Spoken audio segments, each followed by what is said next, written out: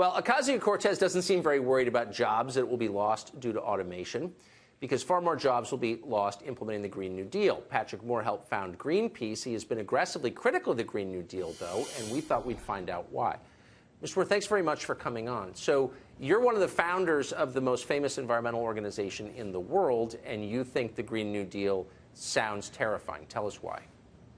Well, because it would be basically the end of civilization if 85% of the world's and also 85% of the U.S.'s energy in the form of coal, oil, and natural gas were phased out over the next few years, like 10 years. We do not have anything to replace them with.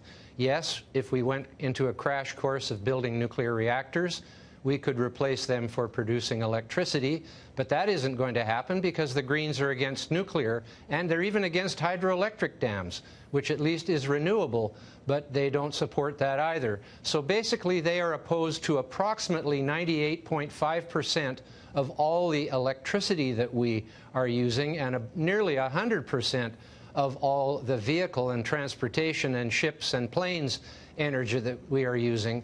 So when I tweeted the other day and had a huge response, over 3 million impressions on Twitter, when I said you don't have a plan to feed 8 billion people without fossil fuels or get the food into the cities where it's needed. That requires large trucks. And there's not going to be any electric trucks anytime soon hauling 40 tons of food into the supermarkets, where the people in the cities probably think it originates in the supermarket.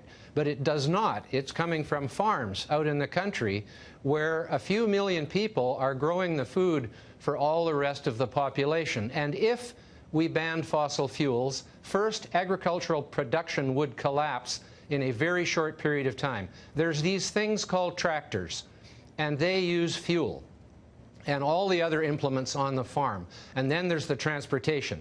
So when you have no fuel, how do you get the food to the center of New York, to Manhattan, where AOC is from? You don't. Then the people there will begin to starve, and that will spread out as a rot from the center of the metropolises all across the country, and half the population will die in a very short period of time. And as I also pointed out, there wouldn't be a tree left on this planet. Say this was a worldwide thing, because the United States isn't going to ban fossil fuels if no one else does. But say the Paris Agreement came into effect fully all around the world, and everybody banned fossil fuels, there wouldn't be a tree left on this planet, because that would be all there was for fuel for heating and cooking, as they did in the old days when there was hardly anybody on the planet compared to what there is today. So just that one point, never mind the insanity of banning aircraft and fossil fuel using vehicles. Well, you just completely blown my mind. And I knew some of that, but the way you put it was really stirring. Patrick Moore, I hope you will come back on the show anytime that you would like to. Anytime, Tucker. Thank you.